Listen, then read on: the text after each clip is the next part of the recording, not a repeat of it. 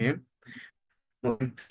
Hablando del concepto del trastorno por déficit de atención e hiperactividad, como ustedes pueden ver en la pantalla, según la American Psychiatric Association, habla de que es un trastorno de desarrollo, neurodesarrollo caracterizado por un patrón persistente de inatención e hiperactividad e impulsividad que interfiere significativamente en el funcionamiento social, académico, laboral del individuo. Y cuando se habla de inatención, claramente se refiere cuando el niño o el adolescente, e incluso el adulto, pero en este caso hablando de los niños y adolescentes, es cuando no pone atención, no escucha, no sigue los parámetros, las indicaciones que se le da, o sea, le está hablando y está, ¿qué dijiste? O no entendió o escuchó ciertas partes. Entonces, habla de esa inatención prácticamente, donde es complejo que sigan las normas, reglas o indicaciones del niño, ¿no? Entonces eso se va a observar mucho en contexto, como explicaba, más un momento escolar, social y familiar, ¿no? Entonces ahí tiene que ver eso, que le está explicando lo que le quiere enseñar al niño o a la niña, o le quiere mostrar qué normas o reglas, y posiblemente va a observar que no hay atención. Hiperactividad e impulsividad se refiere prácticamente a esta situación en cuanto a, a la parte motora, ¿sí? Que está constantemente en movimiento, las manos, para otro lado, juegos constantes e incluso cuando no hay un buen trabajo,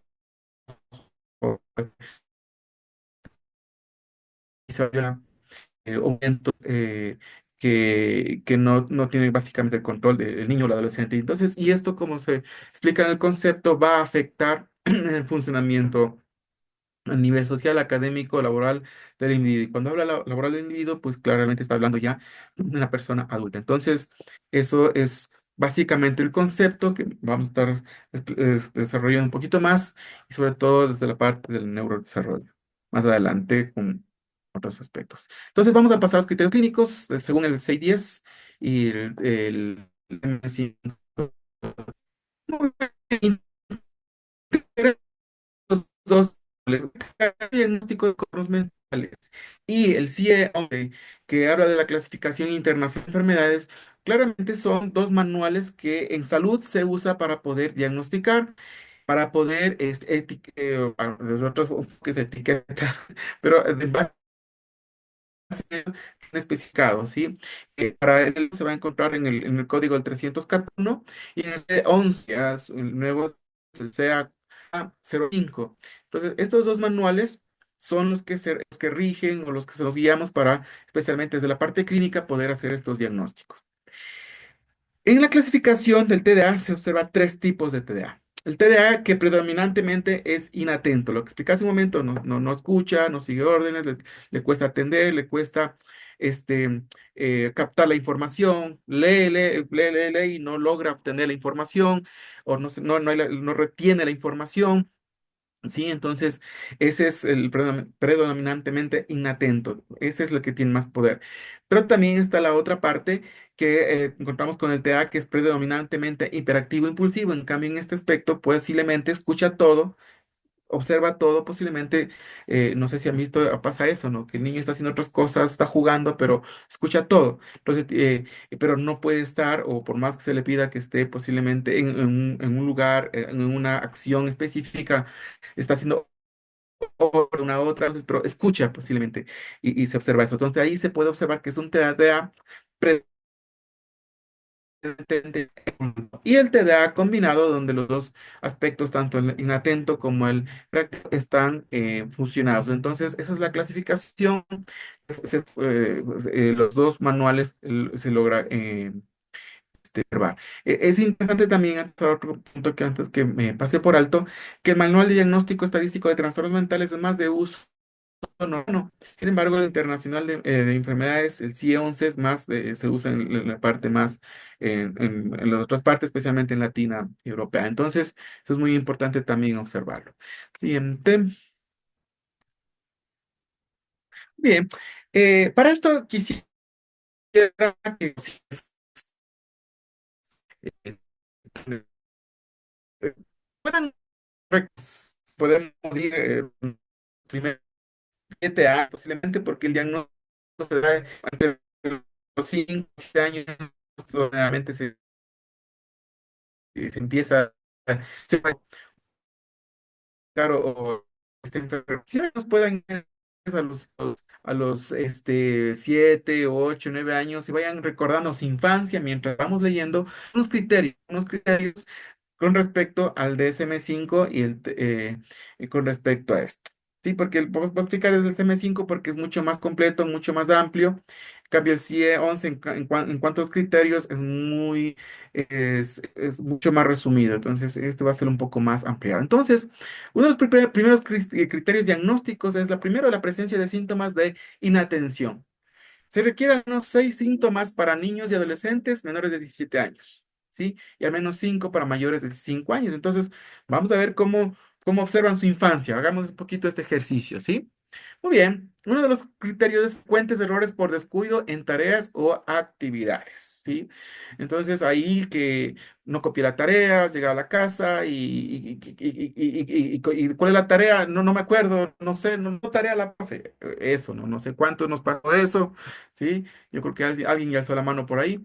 Dificultades para mantener la atención en tareas, de igual manera, ¿no?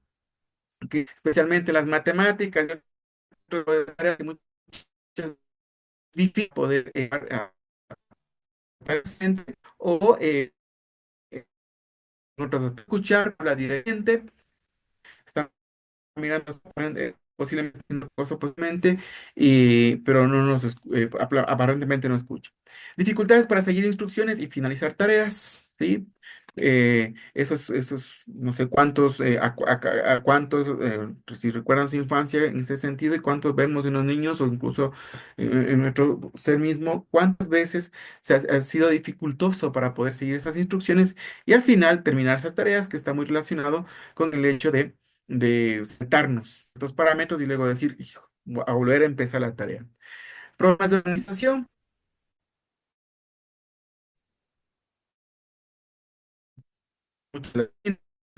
cómo se organización de tareas que requieren esfuerzo mental sostenido. Sí, claramente yo prefiero el arte, prefiero otro tipo de materias, pero no requiero posiblemente matemáticas, posiblemente química, que lo digo por mí, si algunos me estoy acordando de mi infancia, ¿verdad? Y otro tipo, o posiblemente, o la historia, muchas veces que requería ir a algunos parámetros. Entonces, pérdida frecuente de objetos necesarios, sí, todos los días comprándole lapiceros esferográficos al niño, los borradores, y todos los días pierde, hasta la mochila, la backpack se olvidaba muchas veces, ¿verdad? Entonces, distracción fácil por estímulos externos, pasa una mosca, un ruido y automáticamente se va por ese espacio de atención. Olvido frecuente de actividades diarias, ¿sí? Estarle repitiendo constantemente qué hay que hacer. Y por más que le diga todos los días te explico esto y no lo haces, posiblemente tiene que ver mucho con uno de estos diagnósticos. Entonces, podemos ver ahí ya como niños, adolescentes, con cuál de esas nos identificamos. Y como usted se puede ver, si es que tiene más de 6 o al menos 6, ya podríamos decir que posiblemente tenía un criterio en este aspecto de inatención, ¿sí? O su hijo, si es que está posiblemente trabajando. Siguiente.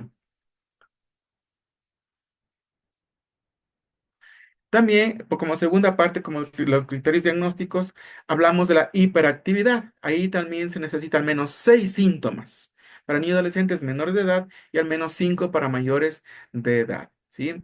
Entonces, tiene que ver mucho con la inquietud motora, moverse o golpear objetos repetidamente, ¿verdad? Y estar, sí, o incluso los pies a veces golpeando en el pupitre, en el escritorio, ¿sí? O con los lapiceros, ahí, ta, ta, ta, ta, ta, ta. Sí, dificultad para mantenerse sentado, sí, o sea, va de un lado al otro, que eso es muy, observar la sensación de estar en marcha, de como que se encuentra haciendo algo, esa sensación y se está moviendo, sintiendo posiblemente esa forma de algo de estrés incluso, hablar excesivamente, hablar y a veces incluso trabarse, hablar una palabra, ni medio termina una palabra, la siguiente y a veces hablar incluso de manera muy rápida.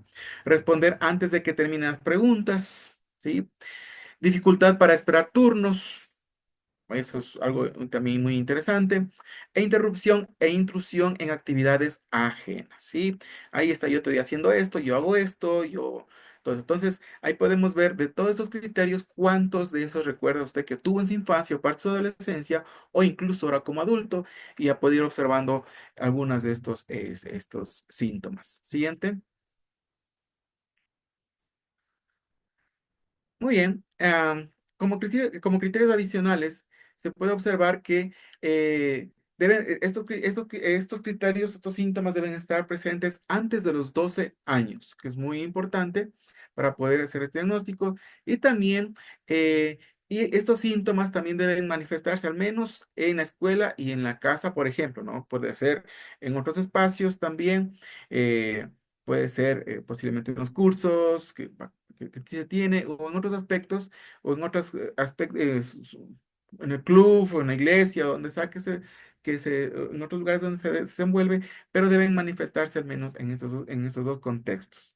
Sí, porque si solo es en la casa y no es en la casa, pero si es en el cole, entonces ya cambia posiblemente en esa situación. Los síntomas deben interferir significativamente en el funcionamiento social o académico o laboral. Y eso es uno de los criterios para generar cualquier tipo de trastornos cuando sí hay, hay una disfuncionalidad o una funcionalidad completa en los criterios, en los funcionamientos de diferentes áreas, especialmente en las relaciones interpersonales, académicas o laborales. ¿Sí? Entonces, al igual manera, exclusión de otras condiciones no deben explicarse mejor por otro trastorno mental, como un trastorno de ansiedad o el estado de ánimo, pero también se ha demostrado que incluso este trastorno está muy relacionado con otro tipo de trastornos que van como, quien dice, de la mano. A partir de este desarrollan esto, y como la conducta opositora desafiante, que es otra que va mucho de la mano muchas veces. También en los adultos se ha observado incluso el tema de la distimia. eh, También se ha observado en ese sentido. Siguiente. Muy bien.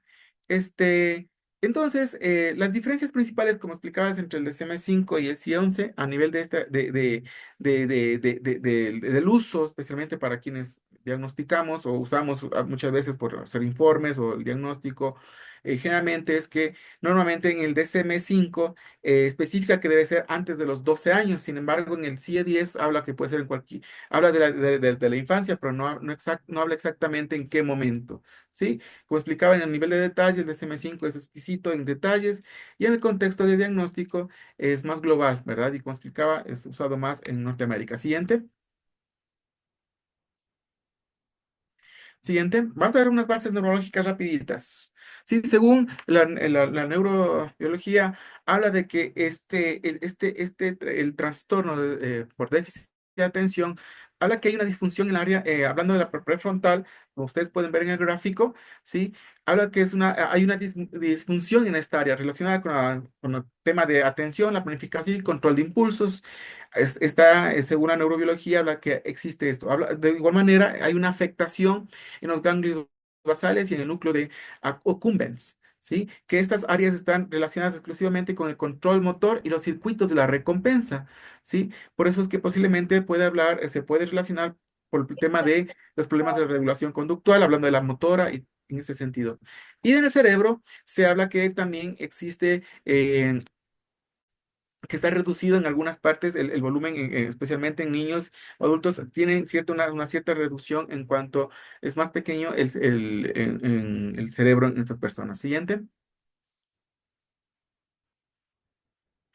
Y hablando de esto también, y por eso es que vamos a ver adelante, Indira va a explicar mucho sobre este tema de la medicina y el uso en cuanto a los neurotransmisores, pero se habla que en el TDA, cuando las personas que se padecen el TDA, existe niveles muy bajos de dopamina, ¿sí? Las cuales cuales contribuyen a la inatención y la dificultad para mantener la motivación.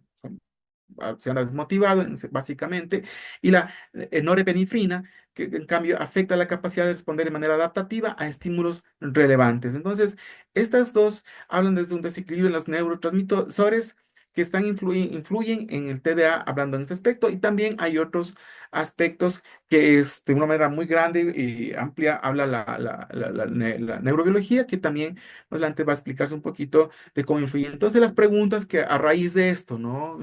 Hablando de los daños a nivel o las afectaciones a nivel del cerebro, las preguntas que aparecen ahí es cómo los traumas o las experiencias que se vive en la infancia o incluso lo que se trae desde atrás influye influye o no influye en estos cambios en el cerebro, en el tamaño, en las afectaciones, cómo influye estos temas del ambiente, el ambiente social, familiar, que nos va a explicar Sonia, cómo influye incluso en el cerebro y también en el tema de estos neurotransmisores y como y la aparición de los otros síntomas. Entonces, en base a esta explicación rápida desde la parte clínica del CIDES C11 y DSM-5, pues damos paso a Sonia.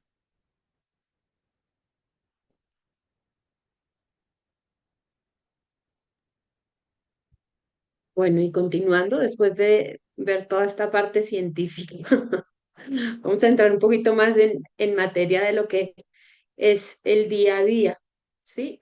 Siguiente, por favor. Y vamos a mirar un poco cuáles son esos factores de riesgo, qué es lo que hace que desde esa descripción formal que nos da la ciencia y la medicina sobre el déficit de atención, ¿cierto? ¿Qué es lo que realmente desde la parte psicoterapeuta o de la parte holística nos está mostrando? ¿Sí? Como decía Juan José, entre el 5 y el 7% de los niños manifiestan una de estas particularidades, ¿cierto? En el desarrollo de su primera infancia y que luego puede ser adaptativa a que se reduzca o se incremente, ¿sí? Y hay muchos temas relacionados con esto que tiene que ver con la parte biológica, la parte emocional, la interacción social. Siguiente, por favor.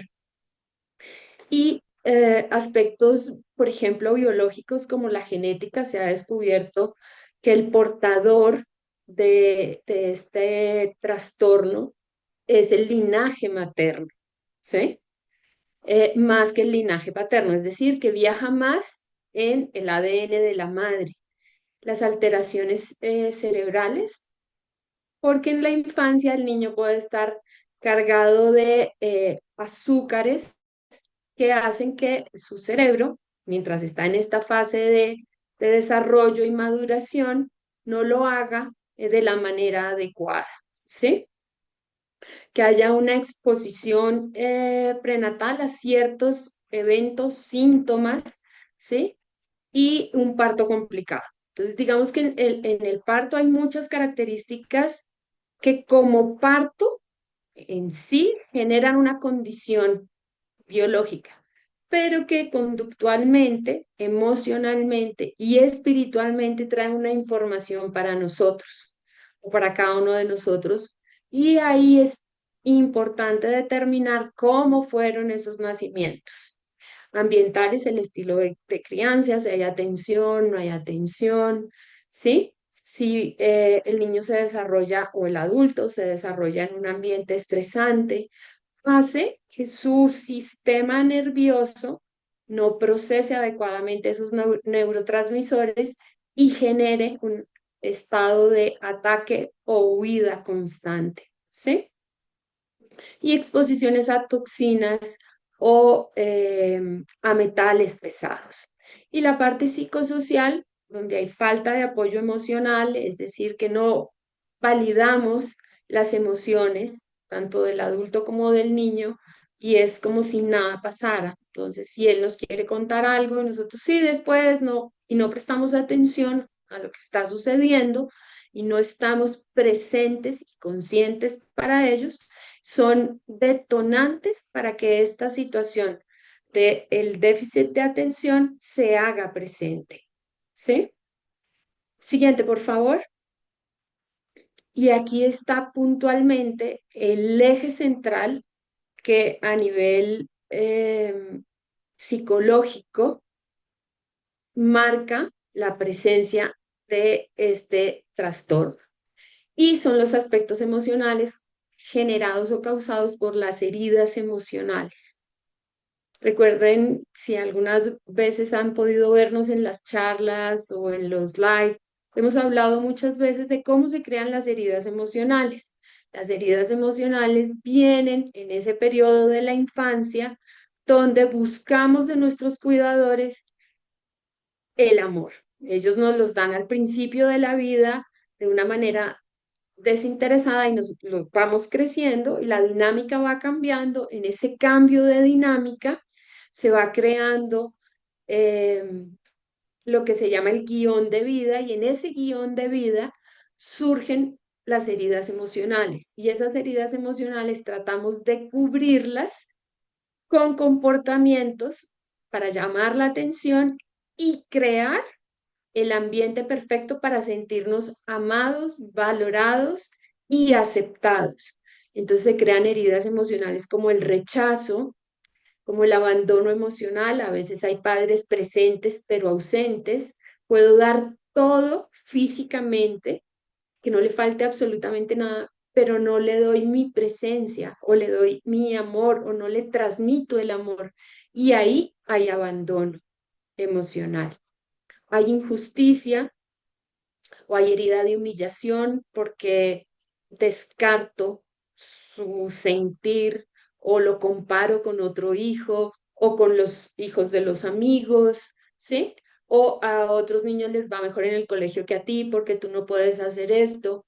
Una herida de traición porque creemos en esa etapa, en esa infancia, nuestro cerebro es altamente creativo y imaginativo y nos creamos unas películas y después podemos contarlas a los padres y ellos van y lo cuentan y eso hace que nos sintamos seguramente en la infancia traicionados, ¿sí?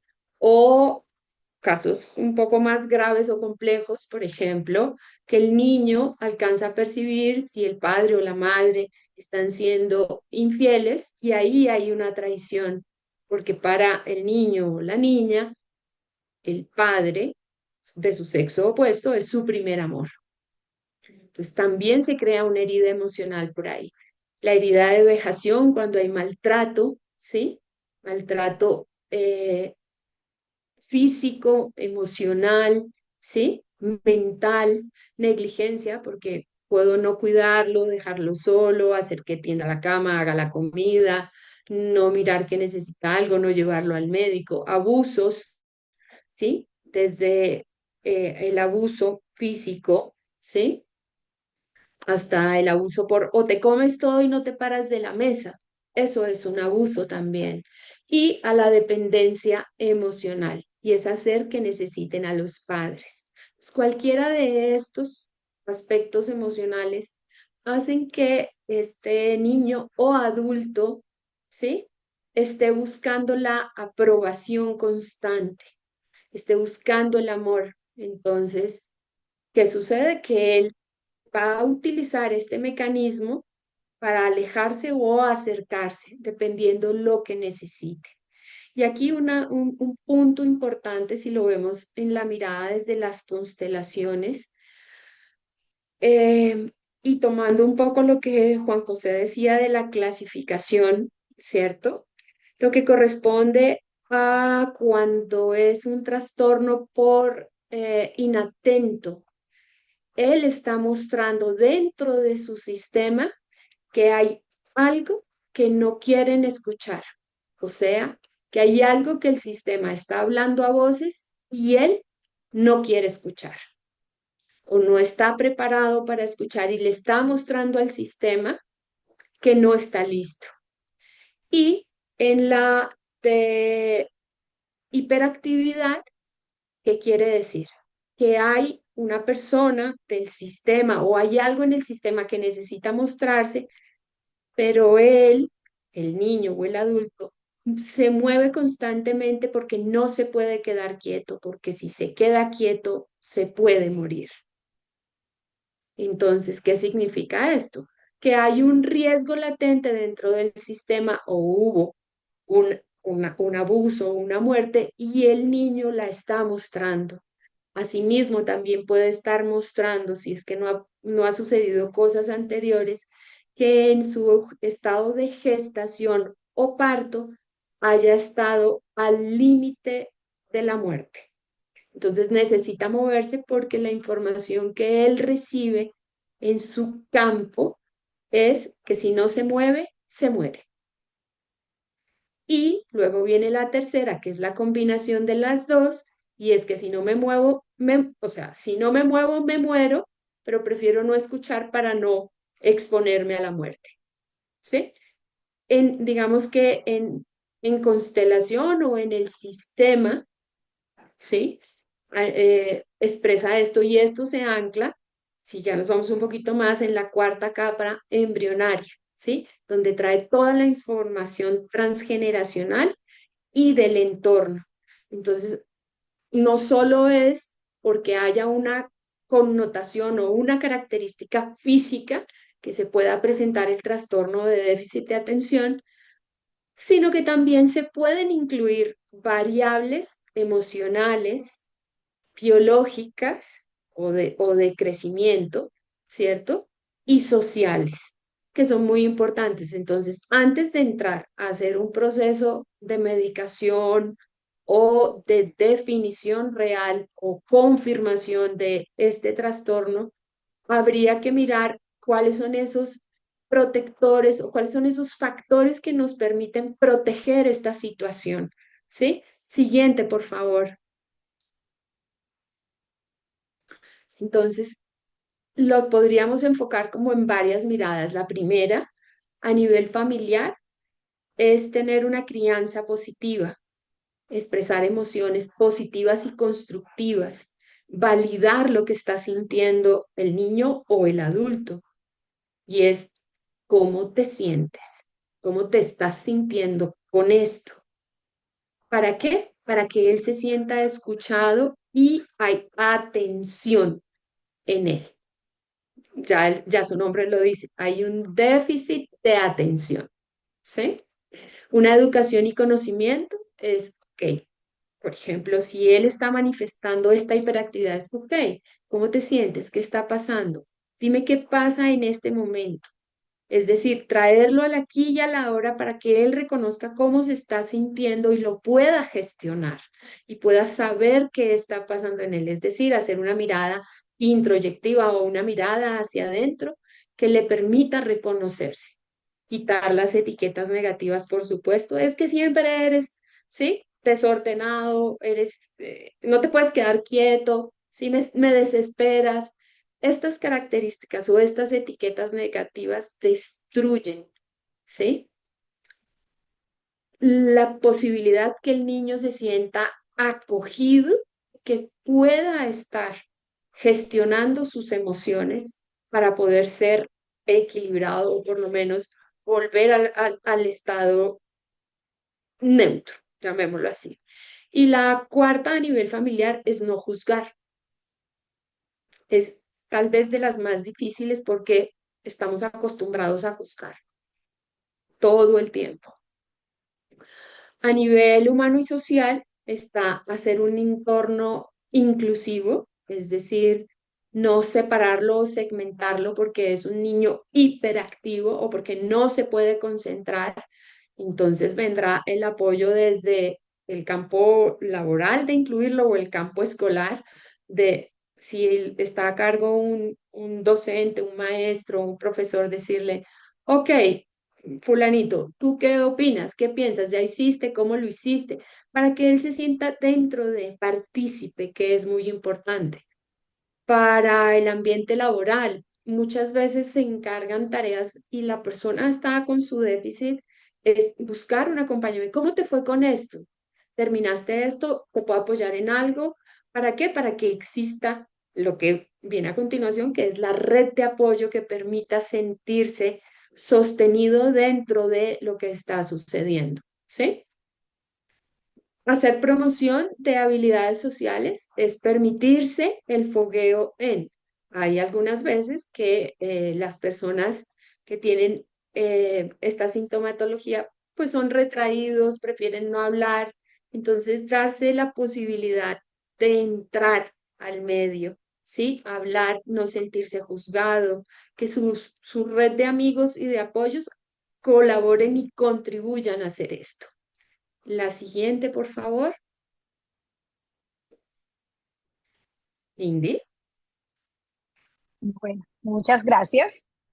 Eh, ya hablando, Juan José, sobre los criterios diagnósticos y Sonia sobre los factores de protección y sobre los factores de riesgo, es importante continuar con el manejo.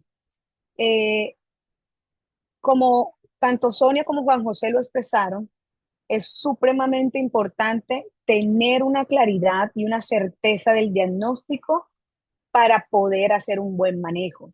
¿Por qué? Porque me ha pasado que en mi consulta llegan muchos niños y muchos adultos con el diagnóstico hecho y cuando yo voy a revisar realmente no es el diagnóstico. ¿Y por qué? Porque normalmente a veces por la premura, por salir del paso, por tener una justificación o cualquier cosa, tendemos a poner una etiqueta que facilita sobrellevar la situación. Mientras que cuando nos damos realmente el permiso de mirar a esa persona que está ahí, ya sea un niño, un adolescente o un adulto, y lo miramos de forma integrativa, podemos darnos cuenta que lo que tiene no tiene nada que ver con un trastorno por déficit de atención e hiperactividad. Como Juan José muy bien lo dijo, trastorno, hay una afectación de la funcionalidad en mínimo dos áreas de la vida.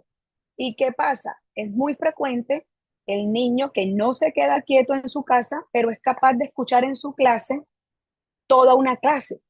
Si un niño es capaz de estar 40 minutos sentado en un pupitre observando una clase y no se para, pero en su casa está todo el momento y todo el tiempo moviéndose, no es trastorno por déficit de atención e hiperactividad, claramente. O sea, de entrada se lo puedo decir así. ¿Por qué? Porque si en casa es cuando se presentan los síntomas, puede ser que el niño tenga otra cosa. La principal causa de hiperactividad e irritabilidad en un niño es la depresión, no es el trastorno por déficit de atención e hiperactividad. Entonces, eso es supremamente importante, descartar la depresión como causa, porque los niños y los varones adultos son totalmente diferentes con respecto a la expresión de una depresión. Las mujeres y las niñas, o en general, las mujeres más bien adultas, la expresión de la depresión es a través de la tristeza, del llanto, del aislamiento, etcétera, etcétera.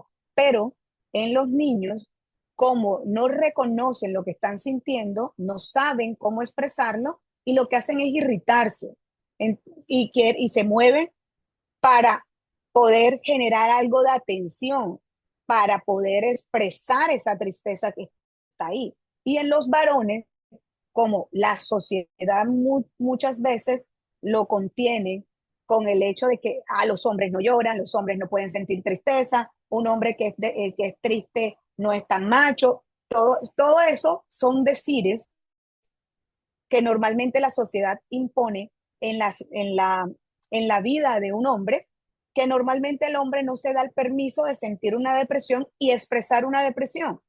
La mayoría de los hombres hacen depresiones atípicas, es decir, no se encierran a llorar ni se aíslan, pero se vuelven agresivos, se vuelven irritables, comienzan a hacer una cosa y la otra, que salen a bailar, que salen a tomar, que se meten en el trabajo, que hacen otras cosas para no hacerse cargo de su depresión. Entonces, esto es uno de los tantos ejemplos de diagnóstico diferencial del trastorno por déficit de atención e hiperactividad, que por eso es tan importante no confundirlo, ¿vale? Y una vez se haga el diagnóstico, tener claro que es una enfermedad que se adquirió y así como adquirió, se puede tratar. No se tiene que cronificar. Sí, hay un porcentaje como en algunas enfermedades que se pueden cronificar, pero que si se tratan a tiempo y se tratan de forma adecuada, no tienen que cronificarse.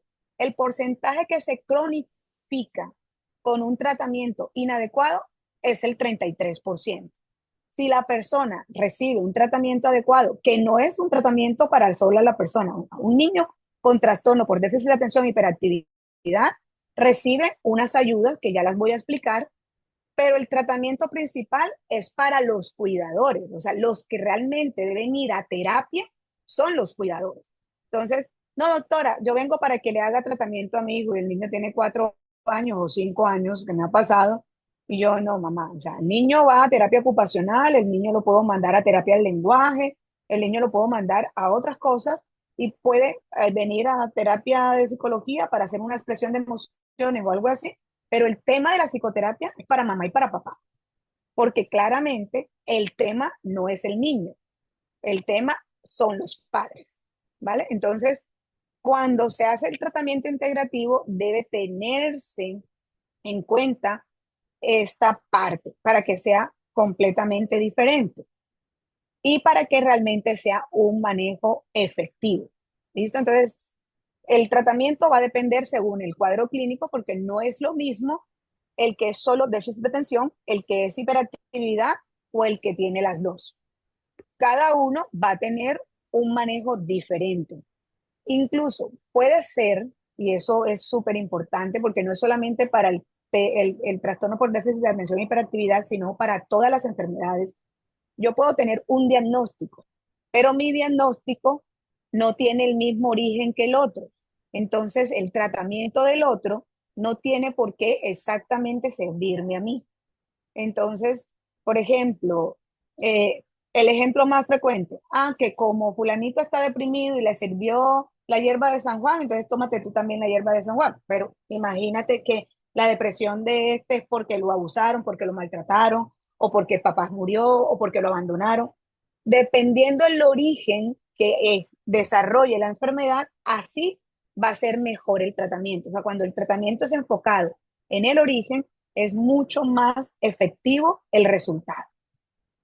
Los síntomas, obviamente, que afectan más al usuario, que son los tipos de diagnóstico de trastorno por déficit de atención e hiperactividad, la edad en la que consulta el usuario, porque lo que le decía, si es un niño, el tratamiento principal es para los padres. Si es un adolescente o un adulto, trabajamos con el adolescente y con el adulto para que pueda hacerse cargo de sus temas principalmente. Las características de la familia, que Sonia las habló perfectamente bien, entonces no me voy a extender ahí, y es realmente la parte más importante. O sea, los hábitos de crianza son supremamente importantes y ya les voy a mostrar por qué.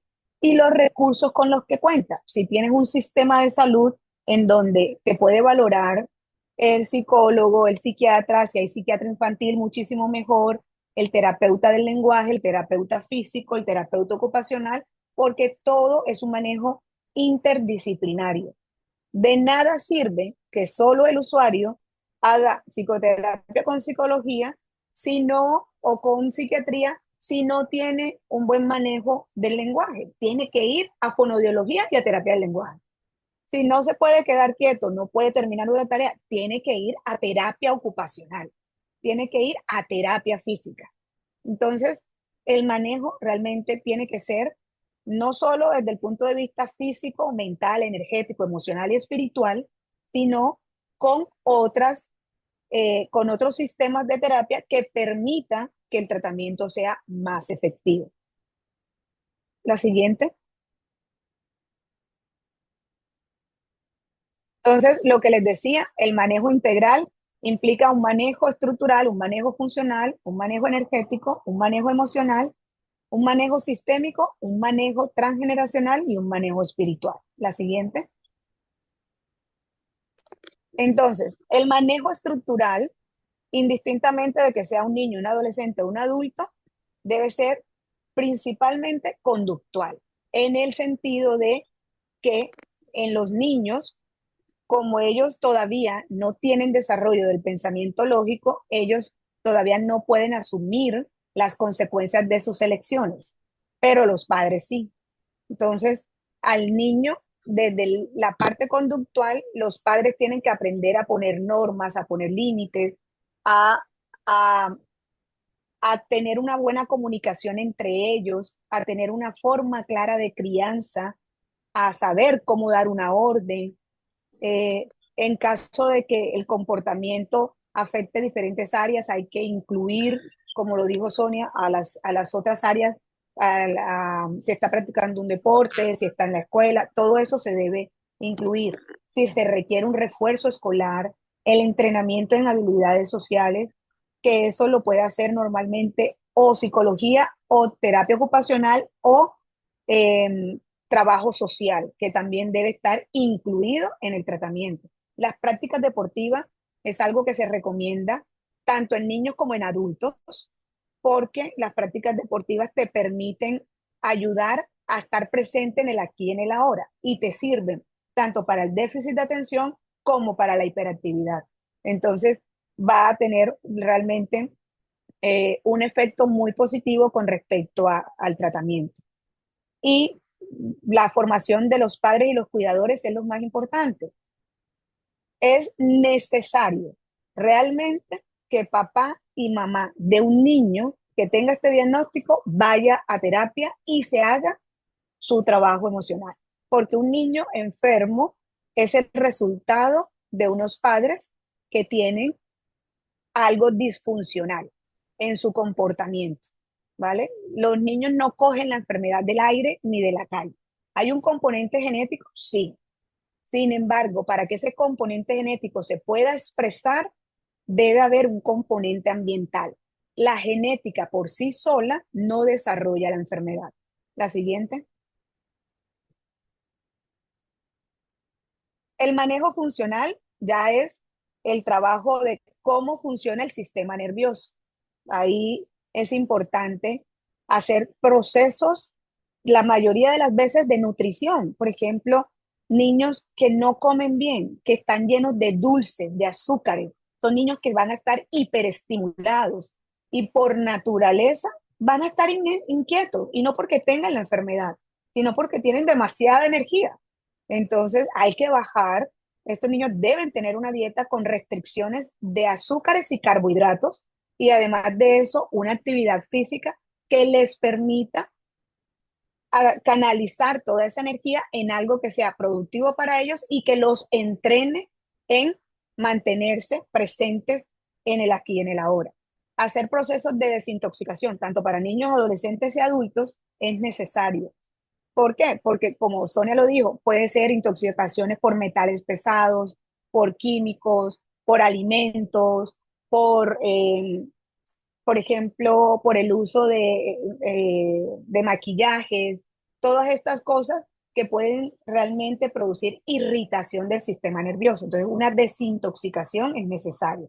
Normalmente las desintoxicaciones se pueden hacer con medicina homeopática, con vitamina C, con procesos de ayunos intermitentes que deben estar guiados por un terapeuta. La antioxidación, de la misma manera que puede ser con vitamina C intravenosa o vía oral, con vitamina E y con otros tipos de vitaminas que son importantes para mantener una buena homeostasis del cuerpo físico. La alcalinización del cuerpo, que permite que haya un buen equilibrio ácido básico para que el sistema neuronal y endocrino funcione adecuadamente y que el niño pueda estar en el ser humano, porque puede ser niño, adolescente o adulto, pueda estar presente en el día a día. Y obviamente la biorregulación. La biorregulación es que haya un buen equilibrio en esa producción de neurotransmisores.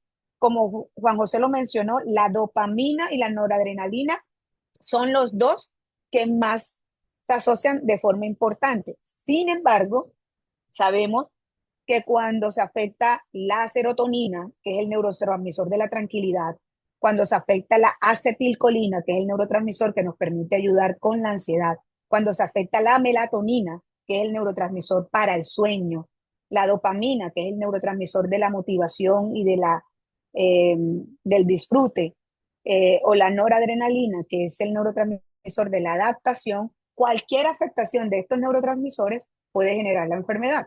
Entonces se pueden utilizar psicofármacos que deben estar solo formulados por psiquiatría. Y es la última opción después de haber hecho todo lo demás. La siguiente. El manejo energético desde, desde el niño más pequeño, enseñarlo a respirar. Ven, vamos a hacer ejercicios de respiración. Respira profundo, infla primero la barriguita, pon las manos en la barriguita, luego inflas el pecho. ¿Por qué? Porque cuando somos capaces de aprender a respirar, nosotros casi todos respiramos en piloto automático, no sabemos respirar. Respirar es realmente llenar toda tu capacidad pulmonar, desde la base de los pulmones hasta los ápices que están en la punta, para que al hacer ese ejercicio de respiración, el nervio vago, que es el que está justo pasando por la parte posterior de los pulmones, no se irrita. Y eso permite que la persona pueda estar más en pausa, más tranquila, más en quietud. Entonces, solo muchas veces con aprender a respirar es suficiente y no necesita otra cosa, no necesita ni un medicamento, ni un nutracéutico, ni nada de eso. Solo la respiración puede ser suficiente. Si ya probamos que la respiración no es suficiente, ya miramos otras técnicas. Entonces, el enraizamiento que te permite realmente conectar con la madre tierra. Hay técnicas de meditación, de visualización, acupuntura, medicamentos naturales, por ejemplo, como la manzanilla, como la valeriana, que son los que más se recomiendan en el uso de niños mayores de 7 años, no menores, eh, y que no tienen los efectos adversos de un medicamento químico. El uso de cristales como la amatista, cristales de color rojo que permiten enraizarte más, que permiten, o de color amarillo que te permiten contener con la voluntad, eso también te puede ayudar. Aceites esenciales, como por ejemplo la lavanda, que permite relajar. Eh, Hay unas mezclas de aceites esenciales que son para calmar, que también se pueden utilizar, o esencias florales como por ejemplo el nogal, la grimonia, el brezo, que son esencias que te van a ayudar a manejar la inquietud, a manejar la inseguridad, a manejar la desconfianza, a manejar la falta de atención, que van a ser de primera opción antes que un medicamento químico. A veces solo combinar respiración con baños de sol es suficiente. ¿Por qué? Porque recuerden que el sol produce vitamina D y la vitamina D no se ingiere en los alimentos. Solamente hay Mm, dos maneras de tener vitamina D. La escucha, vitamina D esa que le falta hacer. la podemos, por ahí hay un teléfono abierto, la vitamina D la podemos obtener a través del sol o a través de tomarte el medicamento. Entonces, la vitamina D es coenzima para producir serotonina, que es el neurotransmisor de la tranquilidad. Por eso es una tendencia mayor que en las ciudades donde no hay casi sol, en las ciudades que no son costeras, hay más probabilidad de que haya déficit de atención, pero en las ciudades costeras hay más probabilidad de que haya hiperactividad, ¿ya? Eso también influye bastante. La terapia neural es otra técnica que nos permite hacer desbloqueo de la energía, que no permite un libre flujo de la energía corporal para que la persona pueda canalizar la energía de una forma diferente. La siguiente. Hola, la siguiente. Eso. Entonces, ya Sonia explicó esto, pero lo que quiero enfatizar es cuando tenemos un bloqueo, una herida, un conflicto, no la tenemos porque hayamos querido venir a sufrir a este mundo, porque eso no es real. Cuando nosotros escogemos una herida o una enfermedad o una vivencia en esta vida para experimentar y tener una experiencia, es porque detrás de eso hay un para qué en sentido positivo y afirmativo, es decir, para tomar un aprendizaje que el alma requiere integrar. Una vez el alma la integra, la trasciende, ya no hay una vuelta en el nivel de conciencia, o sea, vas ascendiendo en ese nivel de conciencia y la enfermedad puede realmente desaparecer en su totalidad. Entonces, el sentido biológico del déficit de atención, es decir, el para qué del déficit de atención es: si me quedo en un mismo sitio, muero, ¿ok? Debo moverme para no ser alcanzado. Entonces, ya sea que cuando mamá lo tuvo en el vientre, eh, mamá le tocó irse de la casa porque si se quedaba en la casa los papás la maltrataban porque quedó en embarazo y era una menor de edad, por ejemplo. O porque estaba viviendo con el marido y el marido una vez se dio cuenta que estaba en embarazo, resulta que tuvo una moza en la calle, entonces la mamá eh, le dio depresión durante el embarazo y se quedó quieta. Y entonces si se quedaba quieta sentía que se estaba muriendo, por ejemplo. Entonces, esas son el sentido biológico de la enfermedad, que es en un gran porcentaje común para las personas con déficit de atención. Sin embargo, el conflicto sí tiende a ser muy diferente. El conflicto es la interpretación de esa realidad, es decir, la forma en la que el niño, ya sea en el embarazo o en los primeros 7 años, vive esa situación. Y ahí es donde viene si está asociado a tristeza, a rabia, a ira, a rencor, a resentimiento, a conductas autodestructivas, a conductas evitativas, a conductas de dependencia.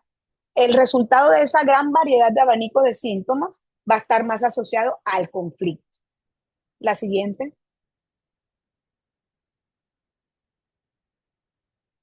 En la hiperactividad, el sentido biológico, que es el para qué, también es el mismo, con la particularidad de que acá puede estar más asociado a una persona que haya fallecido en el hogar. Si tenemos la responsabilidad de reemplazar una persona que haya sido fallecida, muerta o excluida del sistema.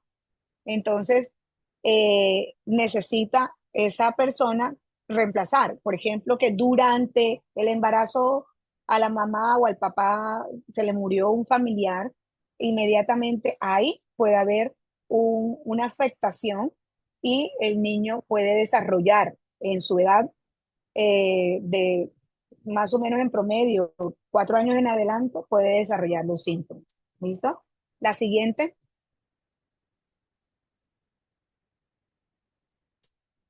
Y ya una vez hayamos hecho el trabajo estructural, el trabajo funcional, vamos a hacer el trabajo emocional. El trabajo emocional en los niños es más ayudarlos a poder estar presentes, ¿ya? Por eso la terapia en los niños no es tan amplia ni debe ser tan recurrente. Es en los padres. Siempre y cuando los padres se hagan cargo de sus heridas infantiles y de sus alteraciones de comportamiento y generen unos cambios conductuales que se puedan verificar dentro de la conducta del hogar. Están dentro del manejo emocional en la psicoterapia, entonces psicoterapia cognitivo-conductual, sistémico familiar, transpersonal, interpersonal, dependiendo el recurso que la persona tenga, así va a ser la psicoterapia. Las terapias de autoconocimiento, aquí viene todo el tema de la personalidad, de reconocerse, por ejemplo, en los adolescentes que están en la formación de la personalidad y en los adultos que tienen la personalidad. La sanación de las heridas infantiles, eh, y la terapia regresiva reconstructiva que nos puede llevar al origen del conflicto y la bioneurodescodificación que también nos puede llevar al origen del conflicto. La siguiente.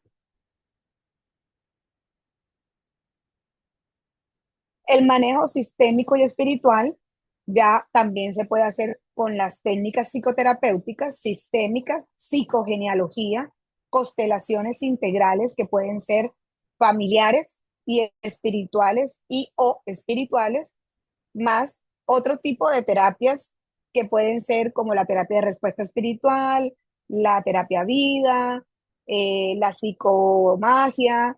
Hay otras muchas técnicas de medicinas alternativas y complementarias que nos pueden permitir hacer un trabajo tanto para los cuidadores como para el usuario.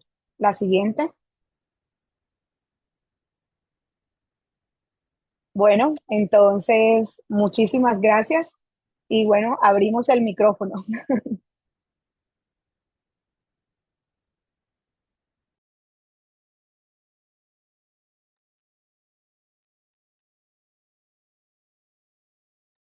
Por ahí está Juan José. Estado en Ok, mute. Estado en- bueno, hablando solito y he estado en mute, perdón. adelante. Bueno, luego de haber escuchado esta exposición de Sony, Indira y mi persona, ahora la pregunta es cuántos de nosotros en algunos puntos nos sentimos identificados, ¿no?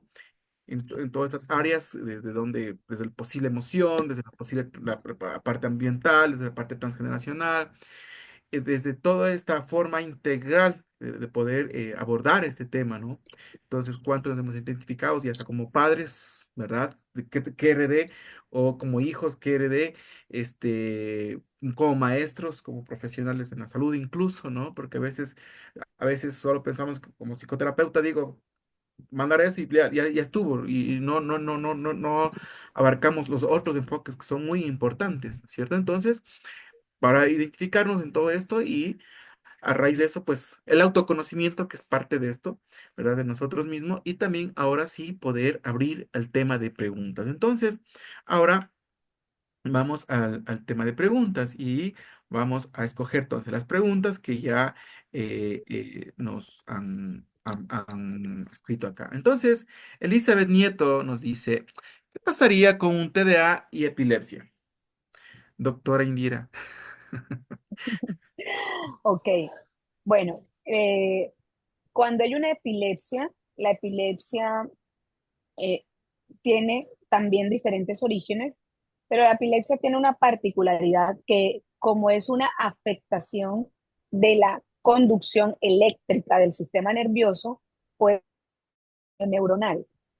Y el daño neuronal puede afectar esas partes que Juan José mostró, el lóbulo frontal del cerebro, que es esta parte de aquí, o puede afectar el cuerpo calloso, que es esa parte del cerebro que une el cerebro izquierdo con el cerebro derecho, y puede haber un daño neuronal. Al haber el daño neuronal, eh, la persona va a afectar los centros de regulación emocional, la producción de neurotransmisores y es mucho más fácil, por ejemplo, no solamente con epilepsia, y aquí voy a aprovechar para decir enseguida, con los traumas cráneoencefálicos, con niños, por ejemplo, que presentan hipoxia neonatal, con niños que presentan hiperbilirrubinemia neonatal.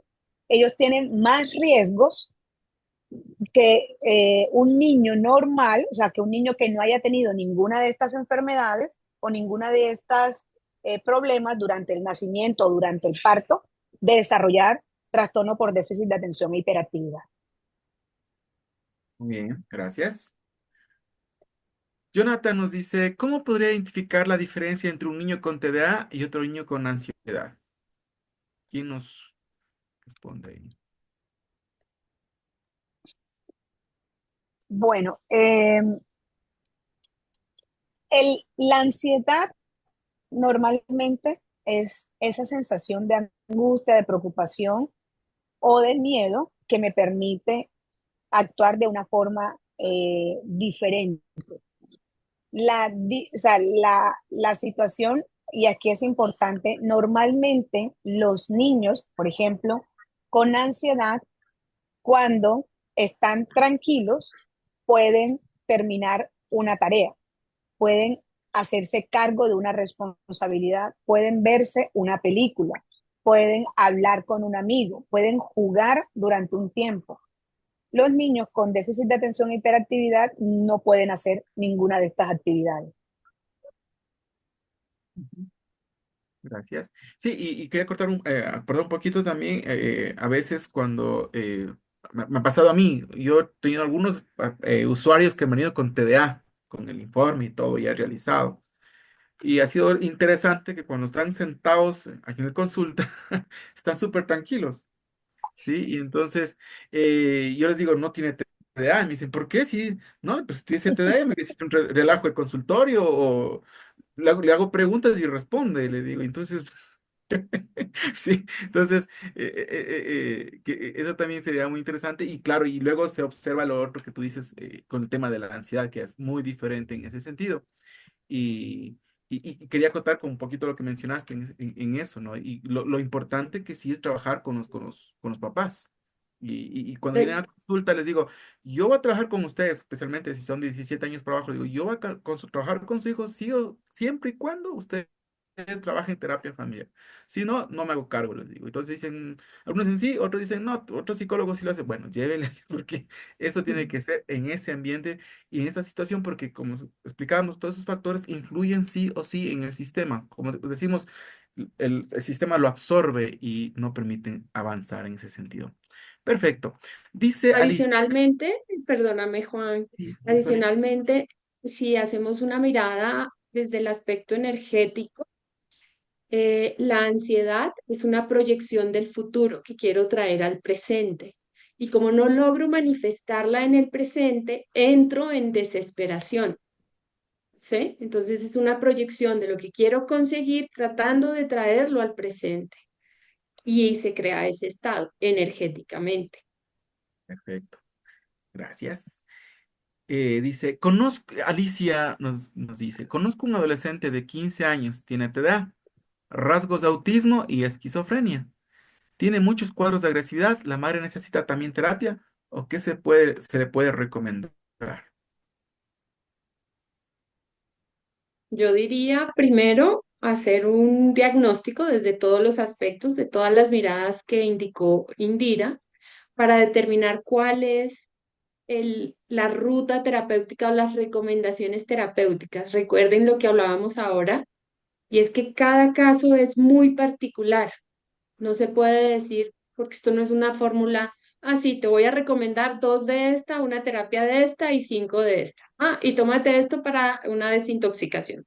No, cada caso es muy particular porque, como hablábamos desde el principio, viene toda la parte de la exposición intrauterina, el parto, su edad temprana, o sea, su primer septenio, donde establece la seguridad, luego acaba de terminar de pasar su segundo septenio que tiene que ver con la confianza y está entrando en establecer su personalidad. Entonces, cada fase está marcada por algo y hay que determinar qué es ese algo para poder saber cómo tratar o manejar o llevar adelante este caso puntualmente y cómo también desde la mirada de los padres se integran a lo que está sucediendo y cómo deben gestionarlo también. Pues yo diría que no hay una recomendación como de esto tanto. Es mi punto de vista. Perfecto, Sonia, gracias. Para darle paso Ahí a con respecto, Juanjo, en esa pregunta, como la pregunta que hace es si la mamá también debe ir a terapia, la respuesta es sí, en ese sentido. ¿Por qué? Porque si le diagnosticaron, o sea, tiene un diagnóstico de esquizofrenia y tiene un diagnóstico de autismo, que interrogaría a alguno de los dos, realmente, porque realmente puede ser una esquizofrenia catatónica, que es la que parece un autismo y no tiene nada que ver con autismo. Es una esquizofrenia catatónica, es un tipo de esquizofrenia donde la persona no tiene habilidades sociales y puede producirse a cierta irritabilidad o cierto comportamiento inadecuado, o puede haber un tipo de esquizofrenia, hay diferentes tipos de esquizofrenia que pueden hacer que la persona se comporte como si fuera autista, pero resulta que no es autista. Entonces, normalmente en psiquiatría hay una dificultad importante, y es que tendemos a producir o a poner muchos diagnósticos a una persona cuando no podemos comprender el conjunto de la expresión de un conflicto de ese ser. Entonces, es importante como tener ese cuidado, y sí, ya el niño o el adolescente, porque ya tiene unos 15 años, venía con algunos patrones de comportamiento antes de los 10 años, es porque obviamente había unos conflictos familiares importantes, y de base mamá tiene que asumir unos cambios en su comportamiento, porque si no ayuda a perpetuar la sintomatología del usuario. Bien. Sí, y como se explicaba hace un momento, incluso hasta para que mamá sepa cómo manejar y gestionarse emocionalmente y pueda gestionar la parte emocional y todo el proceso, sí o sí necesita. Porque yo he tenido casos que he tenido con mamá o papá en consulta y justamente aparecen esto. Por ejemplo, algo pasó justo recién la semana pasada con un chico de 15 y la mamá. Entonces, cuando comenzamos a hacer el proceso de ir interactuando, observando desde dónde posiblemente hubo todo este tipo de diagnósticos, al punto fue de que solo con un movimiento que se hizo ahí a nivel sistémico, a nivel emocional, corporal, cambió completamente el asunto, ¿sí? Cuando le dije a la, cuando les pedí que hagan un movimiento, una técnica, cambió completamente el asunto y entonces la mamá era así como sorprendida. Y mamá tuvo que, ahí en ese momento reconoció algunas cosas y le dijo al hijo, mira, pasó esto y esto en mi embarazo, ta, ta, ta, ta. Y él dijo, no sabía eso, eso cambia la historia que yo tenía, que pensaba de mi vida, dijo. Y fue, ¡puf! Y se le fueron las lágrimas y la mamá estaba sorprendida porque decía, él casi, él no llora. Y entonces, sí, entonces sí o sí tiene, o sea, la parte familiar, los doctores sí o sí es necesario en ese sentido. Muy bien. Recuerda ahí para complementar un poco, Juan, Ujú, normalmente estamos expuestos a diferentes eventos, ellos llegan, pasa por nuestro filtro y hay un proceso interno para crear una respuesta. Pero ¿qué sucede? Primero se atiende en digamos que en diferentes niveles, ¿no? Primero va a la capa mental, a la capa emocional, a la capa energética. Y si no lo logro gestionar desde mi mente, desde mis emociones, como decía Indira, que de pronto están muy furiosos y no saben cómo sacar esta rabia, llega al cuerpo. Y cuando llega al cuerpo, entonces se presenta la enfermedad y se puede manifestar como una esquizofrenia o algún tipo adicional, ¿sí? De enfermedad, de trastorno o eh, algo mayor, pero es porque no lo he logrado gestionar en los primeros pasos. ujú, Y ahí es importante resolverlo en esos pasos, ujú, ya sea a nivel espiritual, puede ser una constelación, o puede ser a nivel familiar con una constelación, o puede ser a nivel emocional con una resolución de los aspectos, ¿sí? Que están marcando o detonando esa situación. Y por último, sí, pues ya darle el diagnóstico y atenderlo desde, o crear una línea transversal que atienda todo lo que está sucediendo. ujú. Gracias. Gaby nos dice, ¿el sobrepensar y la disociación son síntomas de TDA?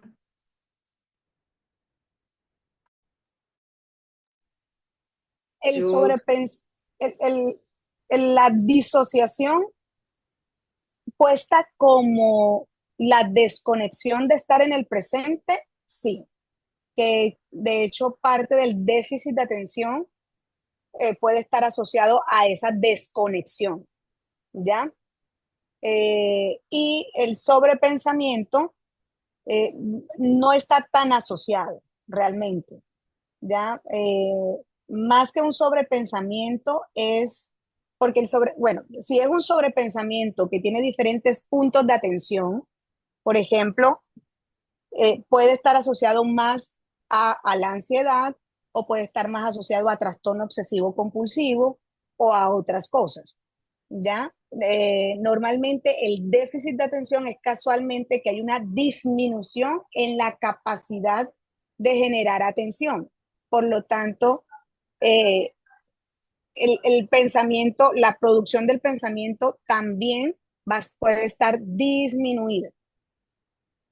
Y yo incluiría, Indy, hacer una clara definición de lo que significa la desconexión, porque yo puedo estar en ese momento echando globo, ¿cierto? Y estoy desconectada, pero no estoy desconectada del presente, porque sé que Exacto. estoy aquí, estoy viviendo en este presente, sé dónde vivo, con quién vivo, en dónde estoy.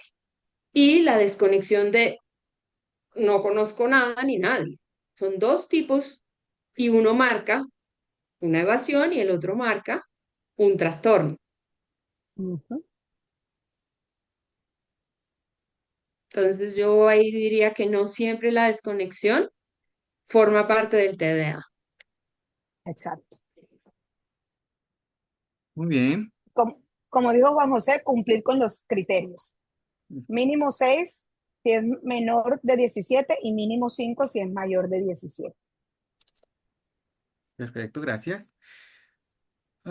Elizabeth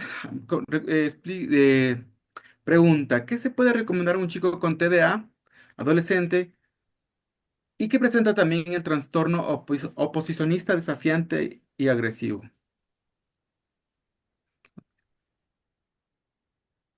Bueno, dentro del manejo, casualmente, hay que hacer una visión general con respecto a, pero básicamente un manejo conductual que pueden ir haciendo los padres es desde el amor ir aprendiendo a colocar límites con respeto y aprender a dar una indicación, aprender a hacer una corrección. ¿Por qué? La mayoría de las personas y de los niños con trastorno oposicionista desafiante se desarrollan porque en casa el niño observó que alguna persona desautorizó a una figura de autoridad.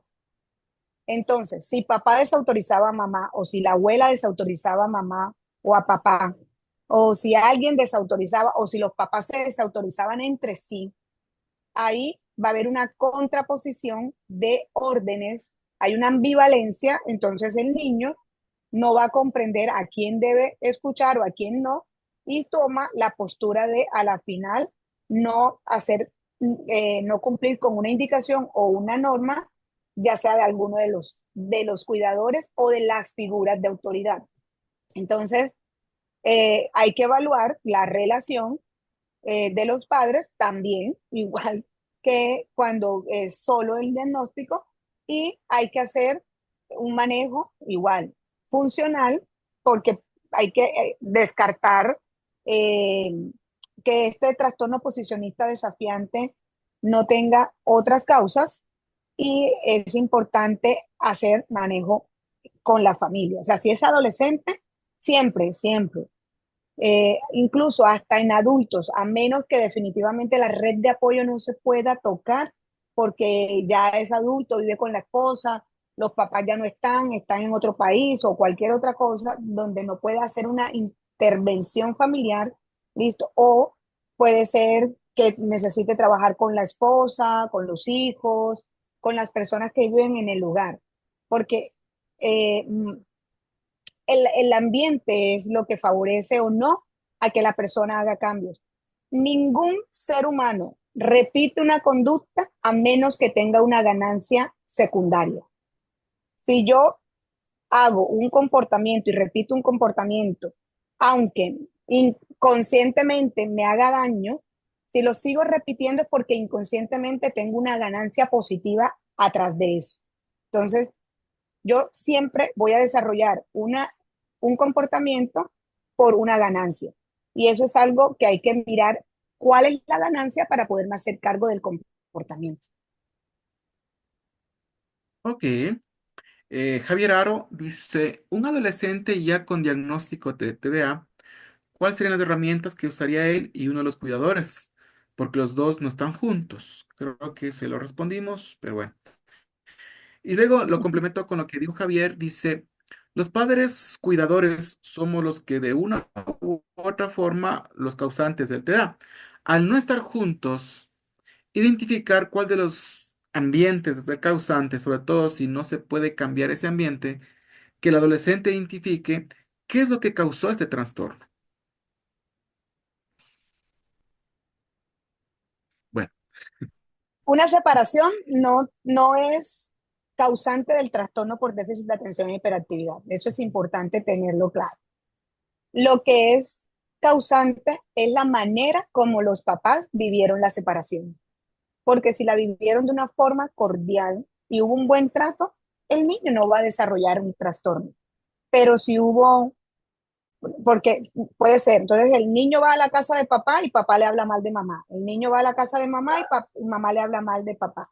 Cuando se genera un conflicto de separación, porque una separación puede pasar dentro de un rango de duelo normal, pero cuando ya es conflictivo o patológico, cuando yo como adulto no asumo de una forma adecuada y responsable la separación, ahí es cuando yo comienzo a tener conductas inadecuadas y vienen los conflictos. Ah, es que tu papá no es capaz de dar un peso, es que tu papá no sé qué, ah, es que tu mamá ahora se metió con fulanito. Entonces comienzan a hablar mal o comienzan a conflictuar, y una separación madura y adulta implica que tú te puedas sentar en la misma mesa con el papá de tu hijo, hablar de un tema que sea necesario o que se requiera para el tema del hijo.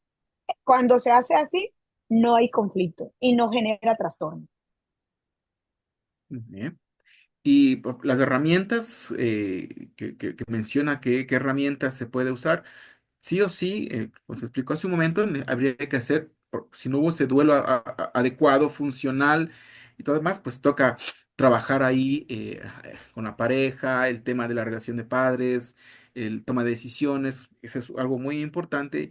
Y también con el adolescente, que estoy entendiendo claramente justamente lo que habían explicado, los diferentes tipos de enfoques terapéuticos, sí, de una manera muy integral. Entonces, como se explicó hace un momento, las preguntas son muy buenas y gracias, pero también la respuesta nuestra procura ser lo que abarque en general, pero decir específicamente esto es, no, porque necesitaríamos nosotros observar, necesitaríamos evaluar, necesitaríamos observar la dinámica, incluso familiar, la parte funcional, la parte emocional y todos esos aspectos para decir, mira, hay que hacer esto y esto y esto. Entonces, eso es muy importante, pero a la pregunta que hace Javier, me parece que sí o sí hay que trabajar urgente esta parte a nivel familiar, ¿verdad? Porque incluso, o sea, yo he visto que incluso cuando se trabaja a nivel familiar y se observa esto en los papás, especialmente cuando ya se han separado y observan esto, los chicos están claros de eso, empiezan ellos con su proceso también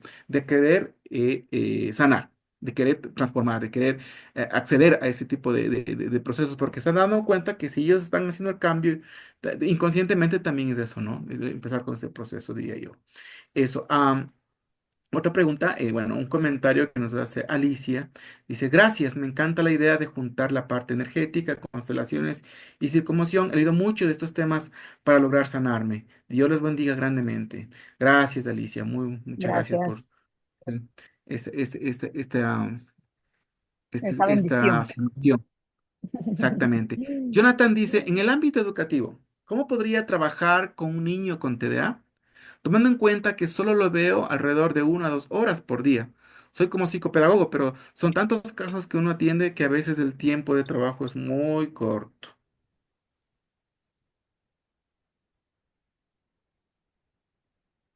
Sonia. Ni- ni- Yo creo que un poco lo tocamos cuando conversábamos anteriormente y es en el momento en que estés, estar con calidad. Muchas veces creemos que estamos, pero realmente no estamos. Tenemos la cabeza en otra parte o en el celular o estamos pensando en otro de los chicos que también tiene un problema. Entonces, si estás con mi, mi mi sugerencia sería, mientras estés con él, atención a él. Recuerda los pequeños detalles de su conversación, ¿no? Em, Dado que haces, por lo que entiendo, acompañamiento a muchos chicos, hay ciertos tips de recordar de cada uno, de cosas que te dijo, ¿sí? Me molestó tal cosa que hizo mi mamá o mi papá, entonces pregúntale cómo te fue con eso, que él se sienta escuchado para que se sienta incluido, que seguramente son uno de los principales detonantes que tiene y que está manifestando con su comportamiento, ¿sí? Antes de poder decir que sí o sí tiene el trastorno, yo diría que hay que evaluar claramente cuál es el comportamiento, el entorno y cómo está cubriendo su necesidad básica emocional. ¿Sí? Muy bien. Si bien es cierto, todos tenemos nuestras heridas emocionales, adultos, niños, y a todos nos presionan todos los días, algo viene y tan nos presiona para que nosotros respondamos y miremos si hemos logrado superarla o no. Es importante también para ellos tener presente que están en la construcción de su personalidad y cómo los podemos acompañar. para minimizar el riesgo de esas heridas emocionales. Muy bien, gracias. Y como última pregunta, para pasar a la última parte, dice, ¿cómo se puede trabajar con un adolescente que no acepta su TDA y enmascara sus emociones para no fallar al resto? Por lo general, ella no se permite equivocarse y le cuesta mucho saber que tiene un diagnóstico. Ujú. Un poco es, o sea, a grandes rasgos por la pregunta, ¿cierto? Em, Ahí hay una herida que está tratando de cubrir con no equivocarse. Desde la perfección, buscar la aceptación, ¿sí? Y por eso es reacia a aceptar que se equivoca o que tiene algún trastorno o algún síntoma de estos que permiten diagnosticar que tiene el TDA, ¿sí? Entonces es cómo puedes acoger y entregarle mayor atención y más amor, ¿sí? Yo sigo recomendando, obviamente desde mi mirada, en esta parte energética y espiritual, eh, que lo que requerimos como seres humanos es el amor, la atención y la comprensión. Y en el momento que tocamos esos tres factores, inmediatamente hacemos una transformación, desde cómo pensamos, sentimos, decimos y hacemos. Y eso nos lleva a tener comportamientos coherentes y congruentes, ¿sí? Entonces, esa es una de las principales claves.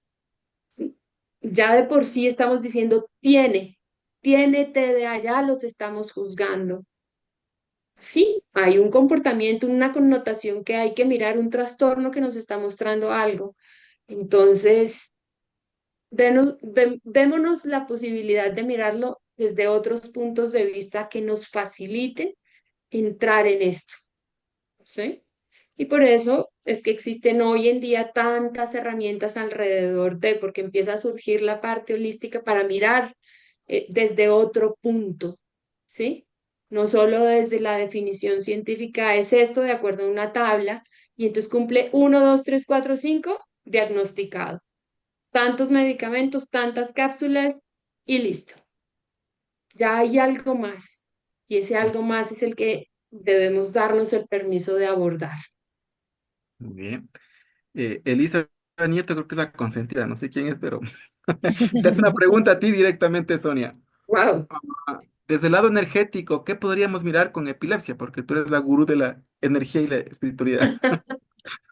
Pues Indira dijo un poco, la epilepsia es cuando el campo energético o digamos que la energía o el campo electromagnético que tenemos, hay una alteración.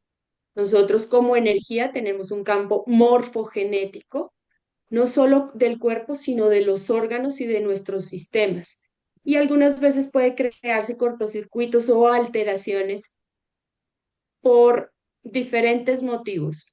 Por una emoción podemos tener picos eléctricos en el cerebro, todas las neuronas, todas se conectan por electricidad y esto hace que esta alteración cambie el ritmo y la respuesta de todo el sistema.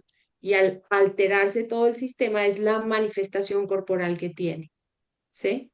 Entonces, habría que determinar cuáles son esos detonantes. Recuerden que también hay epilepsia juvenil, ¿sí? Que llega un momento y, digamos, los síntomas o los activadores cesan cuando cambia en su edad, evoluciona y desaparece. A veces desaparece de la nada, otras veces, y es muy similar al asma, ¿sí? Asma prejuvenil o juvenil, que tiene problemas en la respiración, generan los cuadros, crece, se desarrolla más su sistema pulmonar, inmediatamente desaparece. O desaparece el detonante, ¿sí?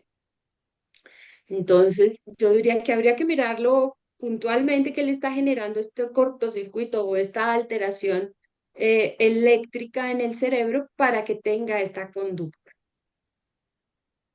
Y desde el sentido de bioneuroemoción, la epilepsia es cómo poner fin a algo de forma drástica para volver a empezar. Entonces es como, hay un cortocircuito que permite resetear, como cuando uno resetea el computador, lo mismo hace el cerebro. Quiero poner fin a un pensamiento, una emoción, una situación, entonces lo reseteo para volver a empezar. O puede ser una sacudida que hace la corteza cerebral para liberar muchas cargas de energía por excesos de programas. Por ejemplo, en casos de mamás sobreprotectoras, que cuidado que te caes, cuidado que te golpeas, cuidado que haces esto, cuidado que... Entonces, como muchas órdenes, como una lluvia de órdenes. Entonces, el chico dice, oh my God, ¿qué hago con todo este Sí. montón de información? Entonces, reseteemos esto. Entonces, es eso, ¿vale? Desde el sentido neurobiológico. Muy bien. Bueno, vamos con Leslie que se animó al final. Leslie Logroño dice, buenas noches. La conducta por lo general es reactiva a muchas circunstancias, principalmente la disfunción familiar. Posterior, ¿a qué tipo de intervención o tiempo de tratamiento se podría hablar de un TDA definitivo? Mm, A ver, una Yo, pregunta compleja. Sí, Sí. adelante, mira, Sonia. yo diría que no hay un tiempo específico porque igual depende del diagnóstico y del abordaje que requiera dársele. Entonces, decir, ah, con 5 sesiones queda listo o con un tratamiento de 3 meses queda listo, no, es muy difícil porque hay variables que gestionar o administrar. Una son sus cuidadores. Segunda es el entorno. Tercera es la disposición. Nadie cambia por otro, ¿sí? Eh, Su compromiso con el trabajo terapéutico o las recomendaciones que haya que dar, ¿sí? Si hay un tratamiento homeopático o de ejercicio o... Entonces, 5 semanas, 3 meses, 6 meses, es muy complejo por la cantidad de variables que, si todos están dispuestos, pueden fluir. Hemos visto cambios y pues lo podemos decir claramente. Hemos hecho una constelación y pasan cosas maravillosas que desatan un montón de nudos, ¿sí? O hay personas que han hecho un taller de niño y a la semana todo su sistema familiar cambia. O hay alguien que ha hecho, no sé, un encuentro de amor y hace una transformación profunda que inmediatamente su vida da saltos cuánticos que ni se imaginó en el momento. Y esto pueden ser en un trabajo de 8 horas, en una constelación de hora y media, 2 horas, o de un día de constelaciones. Entonces, definirlo, pues me parece un poco a la ligera decir que es X cantidad de tiempo. ¿No? Vuelvo y hago, esta es mi postura frente a dar una respuesta en este punto, ¿sí? Y desde el punto de vista diagnóstico, hay unos criterios puntuales y claros que lo podemos tener en cuenta para utilizar un diagnóstico que desde el punto de de una consulta de psiquiatría convencional, en 2 o 3 consultas se te puede hacer el diagnóstico sin ningún. Pero en el tema de los diagnósticos integrativos, sí, depende mucho de la historia de vida de la persona y normalmente una persona no cuenta su historia en una consulta, ¿ya? Porque la persona tiene que hablar de cómo fue su embarazo, de cómo fue su niñez, de cómo fue su adolescencia, de cómo fue su adultez, etcétera, etcétera. Si es un niño, es mucho más rápido la probabilidad de hacer un diagnóstico, probablemente porque no tiene tanta historia. Pero cuando una persona mayor, adulta, puede necesitar un poco más de tiempo para hacer el diagnóstico. Y teniendo en cuenta la historia de la persona, teniendo en cuenta los objetivos terapéuticos del usuario, porque también es importante, a veces la gente, no, yo voy para que venga para poder sanar tal diagnóstico o tal enfermedad, o hay gente que va porque yo quiero aprender a transformar mi vida, yo quiero crecer en conciencia, yo quiero como otros objetivos más, eh, más existenciales, como por así decirlo, ok, ya ahí se requiere un tratamiento y ese tratamiento debe ser completo, como lo había mencionado, que se enfoque en todas las áreas de vida y dependiendo de cada usuario va, va a ser eh, el tiempo que se requiera, como lo explicó Sonia. Bien, gracias. Bueno, Leslie dice, muy interesante la visión integral de este tipo de trastornos. Felicitaciones y gracias por compartirlo. Gracias, Leslie. Muy bien, ahora vamos a pasar a otra parte que Indira y Sonia nos van a apoyar de cómo eh, esta invitación, esta masterclass, podríamos servirles con los servicios que prestamos nosotros. Indy, Sonia. Bueno, yo creo que he compartido como un poco desde la mirada energética y espiritual, trabajar este trastorno a través de constelaciones familiares, dado que en la cuarta capa embrionaria se ancla información de los linajes, permite hacer muchos movimientos y desatar nudos, ¿sí? Nudos que el niño o el adulto está poniendo de manifiesto a través de este trastorno que tiene el sistema. Entonces, desde las constelaciones habría una posibilidad.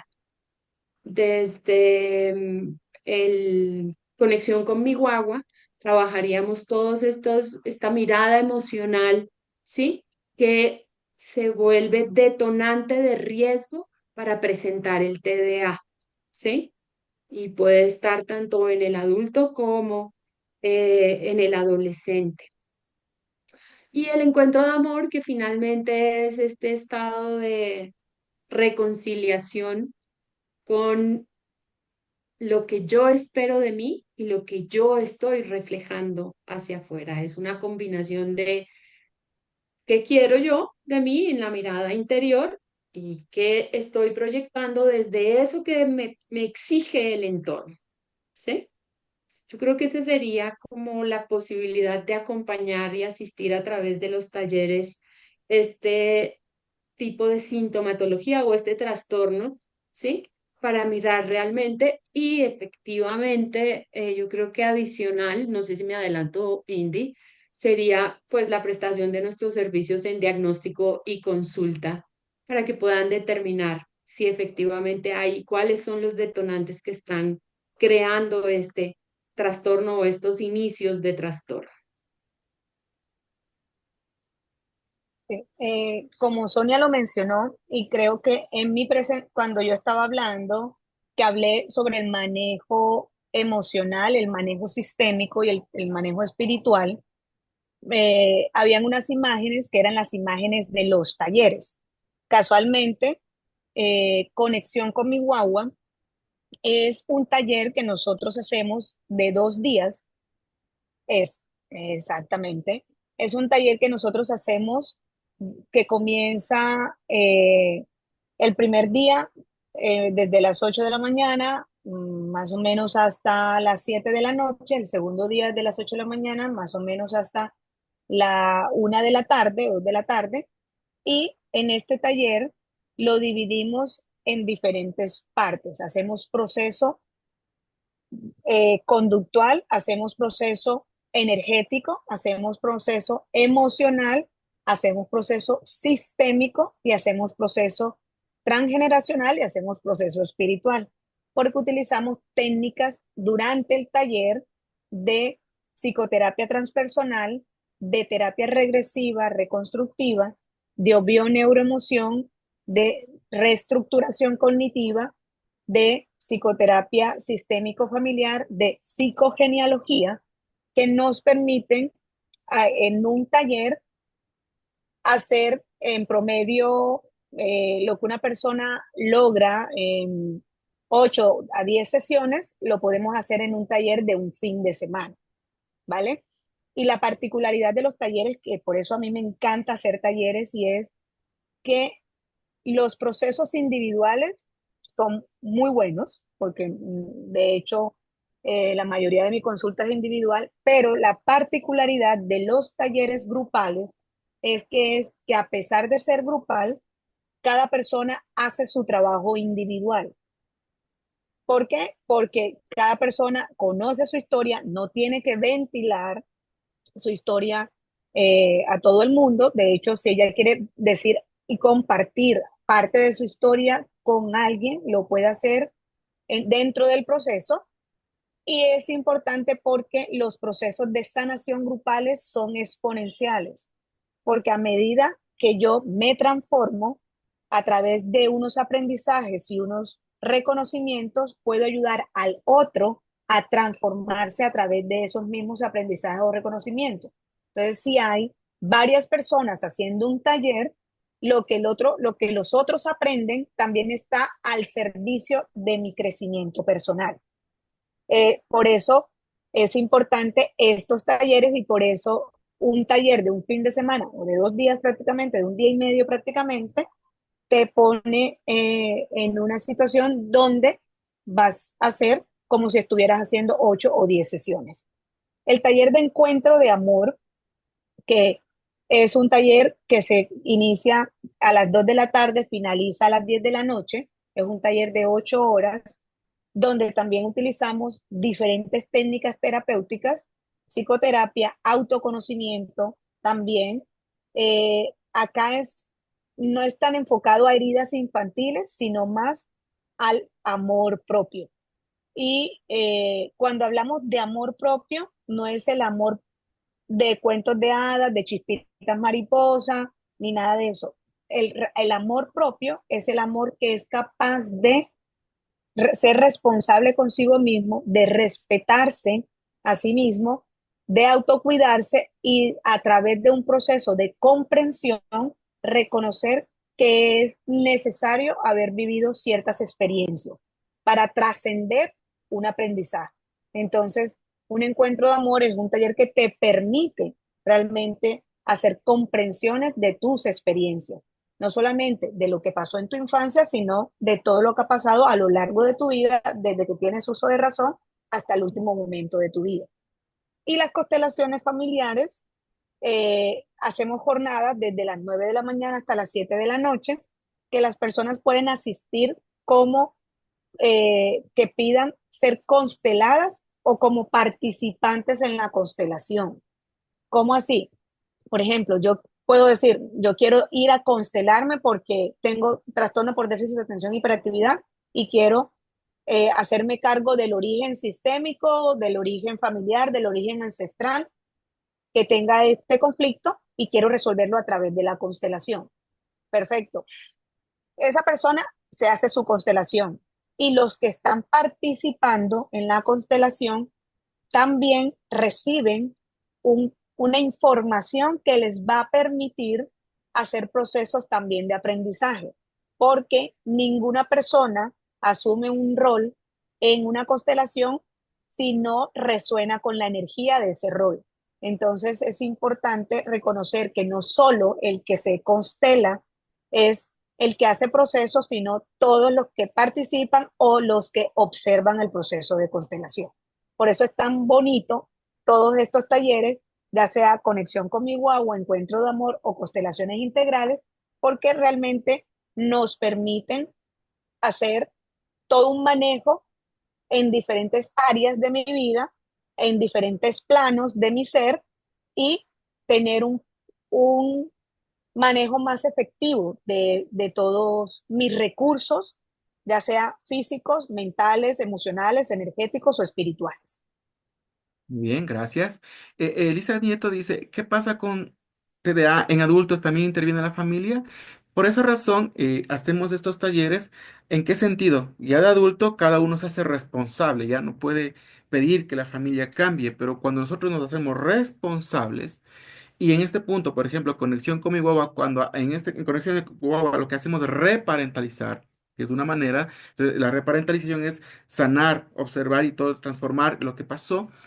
Entonces, eso le ayuda a, a la persona que tenga el TDA como adulto a lograr transformar esto igualmente con constelaciones integrales y con encuentro de amor. Entonces, en este caso, la respuesta sería no hace falta la familia. Hace uno, como explicó hace un momento Indy, cuando se hace constelaciones energéticamente y todo lo demás, comienzas a ver la transformación y movimiento hacia todos los lugares. Igual cuando se hace conexión con mi guagua, el encuentro de amor pasa exactamente porque se trabaja en esos 5 niveles y los otros más para lograr esa transformación a nivel individual. Y a los papás que están escuchándonos ahora, también esta es una muy buena oportunidad para poder, mediante esos talleres, igual manera desde ese trabajo muy personal, observarse, por ejemplo, con cuestión con mi niño, observar a su niño pequeño, cómo también pasó por circunstancias similares o más difíciles por las que usted pasó, pero cómo el sanar, transformar esto, reparentalizar, le va a permitir incluso a usted, desde esa forma, desde esa nueva mirada, desde esa nueva forma de integrar,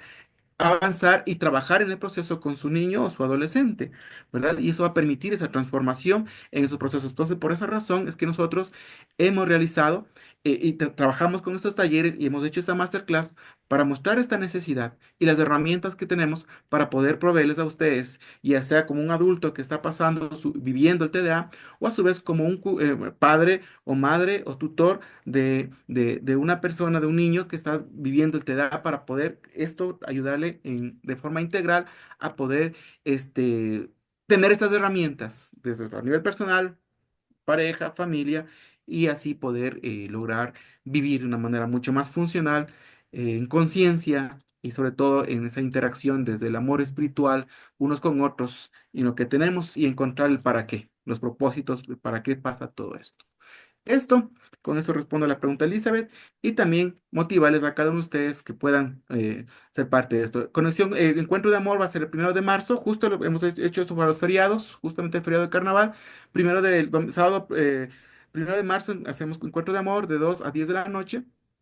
Conexión con mi guagua va a ser el feriado del 2 y el 3 de marzo, sábado, domingo y lunes, y terminaremos el día martes, que es el último día de feriado, con constelaciones familiares. Entonces, para quienes estén dispuestos, pues estamos para darles se inscriben ya, un 15% de descuento y una facilidad de poder apoyarles en otros sentidos también. Entonces, serán bienvenidos, bienvenidas y agradecerles a cada uno de ustedes por las preguntas, agradecerles a cada uno por los comentarios. eh, Agradecerles a cada uno por estar presentes en este masterclass. Igual manera, Andy y Sonia, para cerrar sus palabras y para dar por finalizado.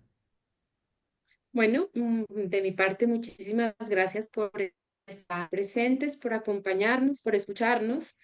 Y para quien en un futuro nos vea, gracias. Y a los que nos escucharon hoy, nos vieron, los esperamos en los talleres con los brazos abiertos. Bueno, de mi parte, muy agradecida y contenta por la participación.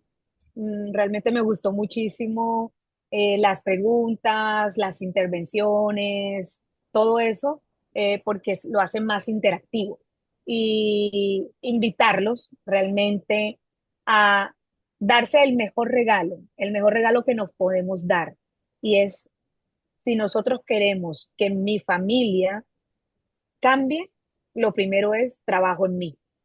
Entonces, la invitación es a que cada uno pueda trabajarse a sí mismo para que desde ese trabajo a sí mismo pueda ser un ejemplo y una motivación para el resto de la familia. Entonces, la invitación es a que hagan sus propios procesos, sus propios trabajos y que puedan darse esa oportunidad.